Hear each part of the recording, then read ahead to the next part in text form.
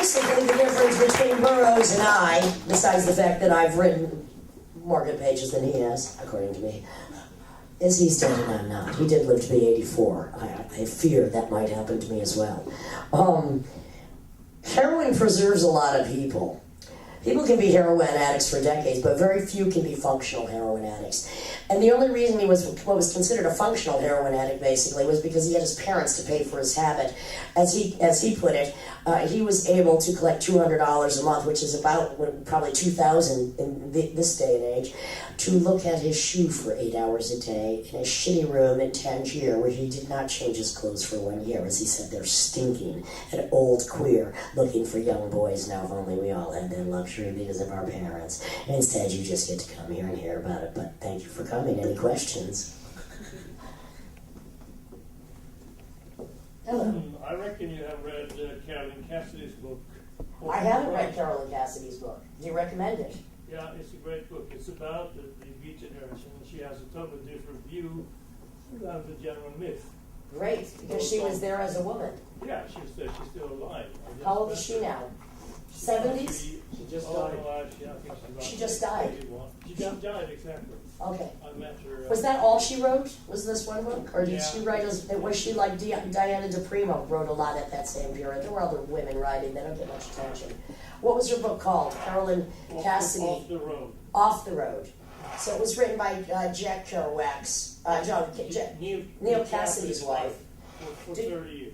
Did she have an affair with Kerouac as well? Yes. Of course. Sorry. We were very liberated in those days. Off the Road. Thank you. Hi. Yeah, why not? Can you stand up and speak loudly? Certainly. This may be an article of common knowledge. I've loved your work for ages, and of course Burroughs was the most influential writer to me as I was becoming human. But your surname, as it were, adopted from? Yeah, thank you very much. It's not taken from his book. Thank you for asking.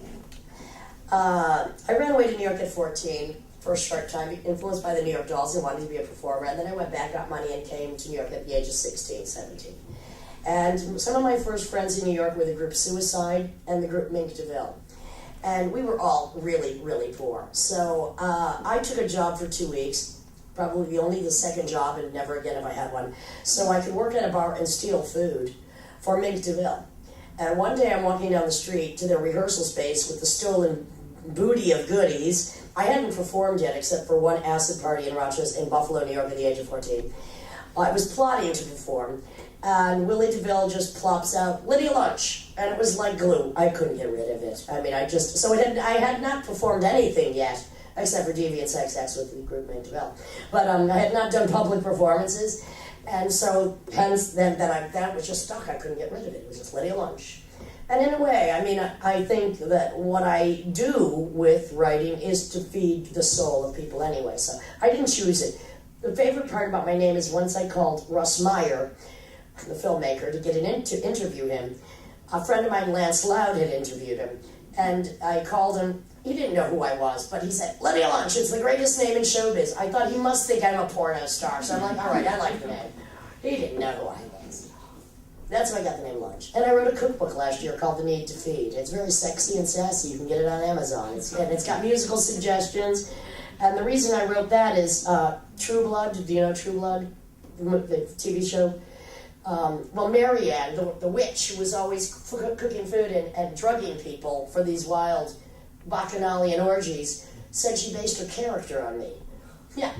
And Ken Russell. I'm like, well, I should write a cookbook. The Need to Feed. And I did, but nobody ever put the two and two together. People are so dumb. I've been wondering, you've been working with Henry Rollins. When was that, and what did bring you Yeah, together? okay, so when I first went to New York, I wanted to do spoken word, but spoken word, which I don't know if I termed or who termed it, didn't exist. It was post-beat poetry. It was post-Patti Smith rock and roll poetry. It was before performance art. There was performance art, but there was no slam poetry. But at the same time, not only there were a few people, and not only me, but there was Rollins and Exene Cervenka and Jello Biafra, who for some reason all at the same time started. And I was in LA and went to see a performance by Rollins. And this was when he was very hardcore spoken word. I mean, terrifying. And I'm just like, this is the guy for me to go on tour with. Rizzi was pretty fucking terrifying, although my stuff was even more macho than his, so that was interesting. And so I just said hi to Lydia lunch, and we started doing shows together. And he didn't know who Hubert Selby was, and then he's a little bit younger than I am. But I said, why don't we go meet Hubert Selby? It was my literary hero. So we sought him out, and I don't know if we called him or just knocked on his door, because this was before the film Requiem for a Dream had come out. And basically, for many years, Hubert Selby, a very important American writer, was just, nobody cared about him. You know, I mean, his books were banned. Originally, Grove Press put them out, but nobody really, the French cared about Selby, and the British cared about Hubert Selby. And I don't know if we called him or knocked on his door, but we invited him to do readings with us and toured with Hubert Selby in Europe. And I toured on and off with Henry Rollins. This is the early, mid-'80s, and with Hubert Selby, and then Don Byam and other people in Europe as well. And Hubert Selby had never been paid. Readers are not usually paid to read. I also, and the people aforementioned, we kind of insisted if you're going to read, you're going to fucking get paid. But if you write a book and you go to bookstores, you don't get paid for that shit. So I actually got quite a few people paid to do readings by just putting it in a different environment. It was, when I approached Hubert Selby, I said, do you have any idea how important you are to my generation? He said, like, no, I really don't. I'm here to tell you. Then he wrote the introduction for my book, Paradoxia. I have a few copies of books, but they're in French. I don't have any English ones because I know you're English, but I'm American, but I can't carry that shit around. These are just leftovers, if anyone wants to buy a few copies of French. But I worked with a lot of spoken word artists. Also, Wanda Coleman, who was an African-American professor who came out of the Watts Riot and the Mass Poet scene. And I recorded a record. I did a lot of live shows with her and produced an album by her. And spoken word was what I went to New York to do. But I had to start with music because it just didn't exist yet. So, but consequently, I've also booked I curated a lot of series, and I've gotten many people to the stage for the first time. Not Henry Rollins, he was already. Nick Cave did his first spoken word reading because I asked him. Vincent Gallo, the actor, his first and only. Ken Stringfellow of the Posies. Bibi Hansen, who is Beck's mother and the daughter of Elle Hansen, Fluxus artist. I got her to do her first reading, and hence, in the 10 years since, she's written her memoirs. I hosted in Los Angeles a series of performances called The Unhappy Hour, which was Sunday from like 6 to 8. Just to get people up there to do even 10-minute performances, and based preferably on their real life and on their experience, because that's, to me, what's very important. I mean, creative writing is great, but my thing is real stories told by real people, for people who can relate to this stuff. One of my favorite performances that I ever did, it was the Knitting Factory in LA was doing a Beat Generation Week, and they called me to curate something, and I'm like, look, I'm anti-beat. Not that I was anti-beat, but I'm like, Selby wasn't really into the beats. I'm into Selby and that, as I said before, Millers and etc. I said, I will do an anti-beat beat night. So Selby agreed, and this great LA writer called Steve Abu wrote a great book called On the Bus. And somebody had suggested to me to contact Harry Dean Stanton. Now, if anybody's seen Paris, Texas, he has one of the greatest monologues in film history in Paris, Texas, which takes place in a peat booth. So Harry Dean Stanton, of course, doesn't know who I am, but he was performing a lot at this place, the Mint. So I'm just going to call him. My friends would call him, tell him I took. So I'm inviting him to do this performance, and I had to describe myself. I'm like, well, I'm kind of like Bukowski, but more physical. He's like, oh, that sounds good. All right, I'll do it. So I have two 72-year-old men. Maybe I'm 40 at the time. I have two 72-year-old men. Harry Dean Stanton doesn't know who Hubert Selby is, even though Requiem for a Dream had already come out. So Hubert Selby was sober for 40 years. Harry Dean Stanton sober for 40 minutes. This, as the sandwich meat of this performance, was one of the highlights of my life. I was just like, oh, this is great. Because basically I feel like I am a dirty old man. And I will eventually stage a performance called Dirty Old Men, where I'm reading all my favorite passages of the dirty old white men, most of them dead. I figure I support a lot of living white men. The dead men can start to support me. That's why I'm here tonight. Burroughs, it's the 100th year anniversary of his birth. Thanks, Pops.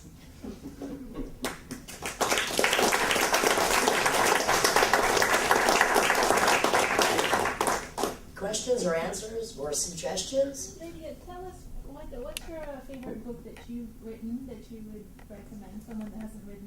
Thank you very very much. Maybe my Have next you one. read- Thank you very read much. Well, anything? Have you? well, I mean, I haven't written that many books. I have a book of poetry. I wrote some comic books. I have 2 main books, both in French and English. Not here tonight, only in French.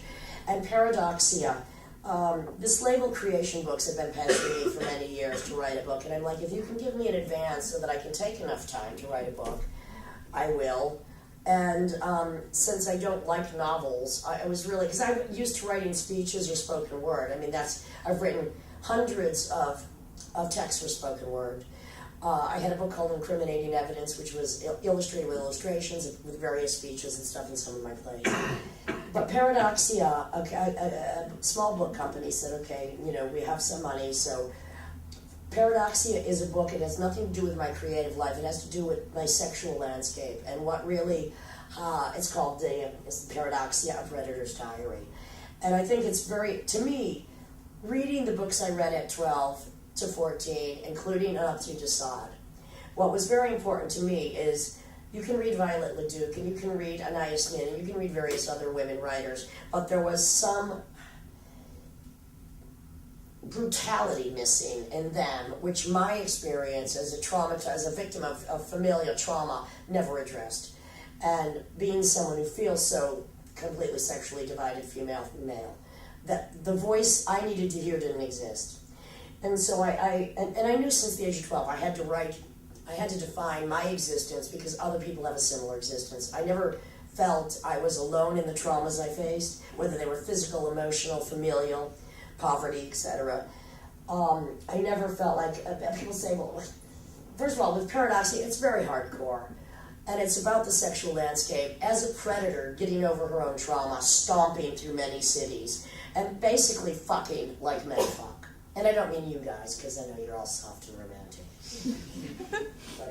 Whatever it takes. I know generationalists and all that. But Paradoxia is the book I feel I had to write, because it speaks to a certain type of female predation that is never really talked about, and a certain need, because basically the algebra of need, it's about consuming everything, that you're just going after with great abandon, everything you want sexually. And I mean, when you're a hot 18-year-old chick and you go up to somebody and say, you want to fuck, basically they're going to fuck you, but they don't realize it's not the fucking that was important to me. It was the energy. It was the exchange. It was the intimacy. And yeah, the fucking was good too. Beside the point. That was my drug. My drug was the power to do it and to throw it away, to consume it, and not throw it away like to disregard, but to act like a man. Because, and the opening line is so twisted by men, a man, my father, that I became like one. But in the end, there is a moral, and the moral of the story is this, is that gluttony in any form, and this is especially important to women, because we can forever feel highly unsatisfied, because we're taught that lie as children, that Mr. Perfect is fucking out there, and you got one soulmate, and why don't you marry him? Or why don't you bore yourself to fucking tears, honey? Let's hope there are more than one soulmate for every one of us. I mean, look, sometimes there's 6 at a time, trust me on this. I can assure you that works well for some people at some times. But I think it's an important book because it not only, without any guilt or shame, which I never had, tells you in great detail about my gluttony, but also in the end, how the only thing that is going to fill you is yourself. And that I had to go through a period of complete detoxification from myself and my own urges, because they were not easy to satisfy, but I could just get whatever I wanted because it was there and I was going to fucking take it. And in the end, you can gluttonize the same way you can get junk sick, and the same way Burroughs had to take a cure. I had to find a way to cure myself, and that was to realize, first of all, I was running toward death because I had no fear.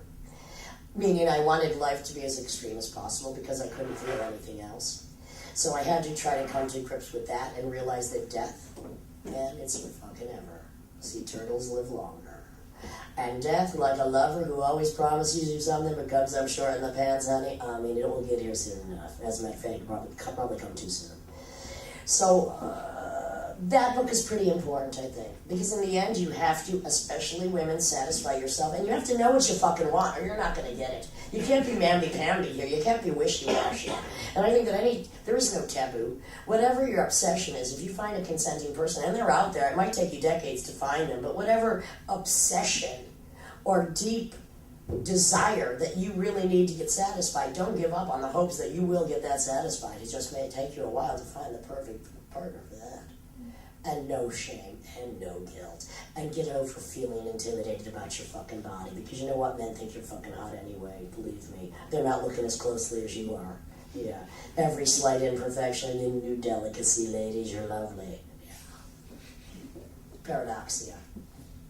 Only in French though. You can get it online. Buy it used or steal it. It's one of the most stolen books. You steal one of these, they'll kill you. It's true. I'm sure it's better. Of course. Yeah. You want it in English. Anything else?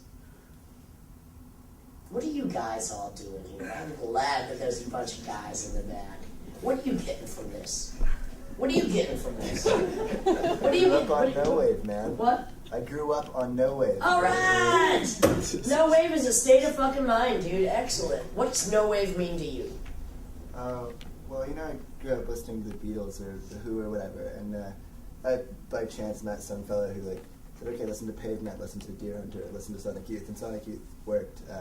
Then I was playing drums, and then he kicked me out of the shitty band we were in, and then I picked up a guitar and started playing noise with a fellow called Jim McCauley, and the sort of stream of consciousness, lo-fi In LA? Thing with just made In high LA? school worth it. Yeah. Okay. Go on. I don't know. That's That's cool. Yeah.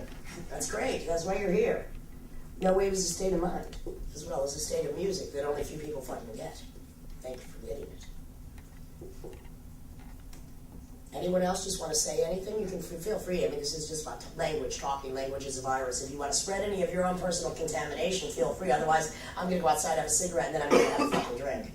You can join me on that. Hey Lydia. Hi. You have two really good bands going Oh, I have 4 Three. bands right now. on. What's Just up? You're Yeah, let me tell you what's up now, kids. golden period. Because I'm in those golden years. Yeah, right. Well, some bitches got to get up there and rock it hard. I mean, somebody's got to do cock rock, right? And that would be me. So yeah, I have a few. I have a band called Big Sexy Noise, which is just, I like to call it cock rock because there's not many women just doing hard rock now. Big Sexy Noise, that's guys from the band Yell and Drunk, and James Johnston, who also played with Nick Cave. I have a group called Medusa's Bed, which is a 3-piece women, one Palestinian sound artist, a Austrian avant violinist, and myself, and it's like psycho-ambient radio drama. We will be touring in Austria in November. My album with Cypress Grove just came out, and Cypress Grove was the last person to tour with Jeffrey Lee Pierce of the Gun Club, if any of you know who the Gun Club was. You do, you're from LA. And Cypress Grove released 3, soon to be 4, tribute records to Jeffrey Lee Pierce, and that's how I became familiar with him, is he asked me to do some tracks on his tribute record, and now we've just released an album called Fistful of Desert Blues, very sexy desert blues music. And then there's Retrovirus, and that's what's exciting to me, and I hope to bring around this area soon in February or March.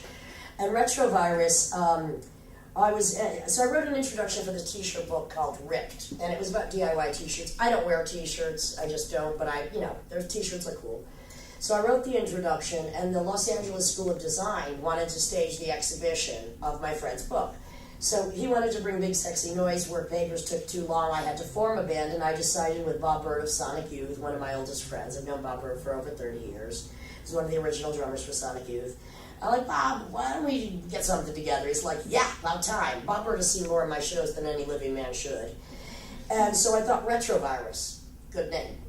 And originally it was with Algis Kizzy, who was in Swans, and then Weasel Walter, who's one of the most genius avant improvisers on drum and guitar and is a no-wave expert since he was 14 in all things Lydian, volunteered, and so Retrovirus formed. Now we have a new bass player, Tim Dahl, but we've toured Europe and we've released a live record, and it's a retrospective, so it flavors, right? flavors, savors, and tastes, and then throws back at the public my musical schizophrenia from Teenage Jesus, 8-Eyed Spy, Queen of Siam, 1313, Shotgun Wedding, which was a band with Roland Howard of the Birthday Party, and as much as we can put into an hour and 10-minute set. And it's a lot of fun. A lot of this music was never played live. What's interesting to me is to see, because I consider myself no wave no matter what form of music I do. I consider no wave, and I will define no wave for those of you who don't know what it is. No wave, when you hear the term punk or jazz, not jazz, punk, country, blues, you know what that sounds like. But when you hear no wave, you might not know what it sounds like because none of it sounds alike. It's dissonant. It's not audience friendly necessarily. It's hardly melodic. Occasionally it is, like the Contortions. It's a period of music that started in New York that basically went from 77 to 79 and that included very few groups, but that consequently has had a big impact on noise artists and just anyone that wants to push the tradition of rock music. Anyone who thinks rock music is just too traditional or not enough wants to do something highly irritating is probably a no wave. No wave can be very irritating. That's why my sets with Teenage Jesus were 7 minutes to 13 minutes long. I felt less some more. So Retrovirus is fun because it's exposing the music to people that weren't even born when I wrote most of it, and it's good, raunchy, rockin' insanity. Rah rah rah. We'll be here in March, February, March. Actually, I'm sorry, I don't mean to monopolize, but You can do whatever you want. I love a monopoly. it's just, I actually have a somewhat serious question about ethics and self-representation. I've been a passionate defender of work against friends of mine who have criticized it often for being essentially especially Paradoxia, what amounts to a handbook for miscreants. Bah! And What's wrong with that? Well, exactly. That's my question. I mean, there's. Well, look, okay, I'm gonna cut you off. What's great, thank you for defending it. You can't criticize my fucking life. All right, you can, but I don't give a shit. So you friends that want to criticize reality on somebody that has the balls to tell it with no glamour and no romance, and they can't see the poetry, that's their fucking problem. You know, believe me, I have been hated in more ways than you can think of, and it only few because I would rather be hated for the right reasons than loved for the wrong reasons. But preferably, I would rather be loved by those that need to hear a voice that speaks to something in their soul that nobody else can fucking hit. And that's why I do what I do. And you know what? I have never been insulted in my life once because an insult does not penetrate me. It just doesn't. Because I know I'm right in doing what I'm doing, which is to tell the truth about a certain style and way of life and manner of thinking that other people do relate to and that doesn't have many voices, especially female, speaking for them. My job is to speak about the universal traumas and how you not only survive them but thrive them. So anybody, bring your fucking hatred, friends, and thank you for standing up for me. I am going to write a handbook for mystery. I'm going to write a handbook for deviants. You think my life is deviant? It has been banned in Russia. I'm surprised it hasn't been banned anywhere else. But it's real life. This isn't fiction.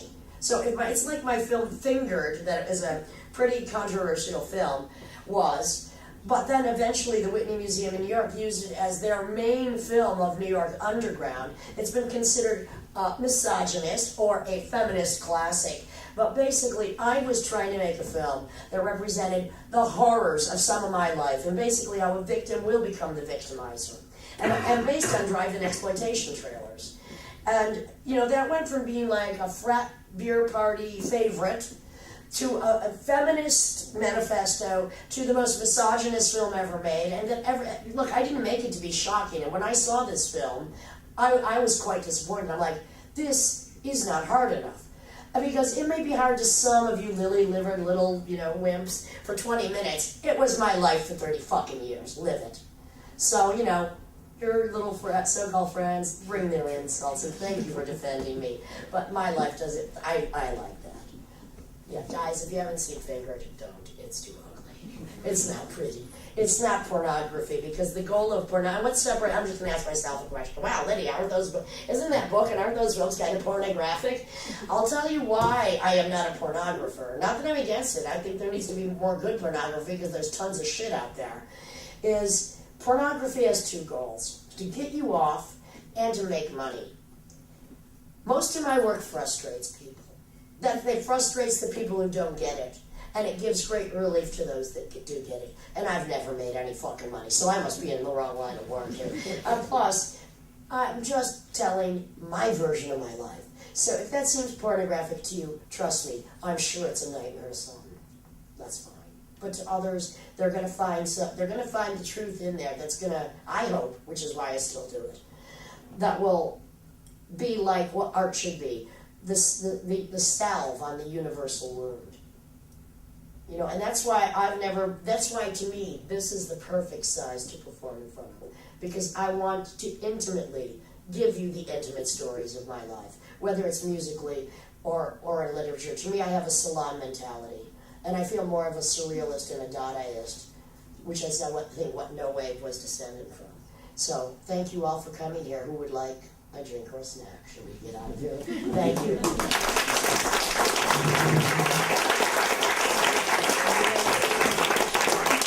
Anybody want to look at French? They're very cheap. They're 50 €. If not, I understand. You can get one on Amazon for $3 in English.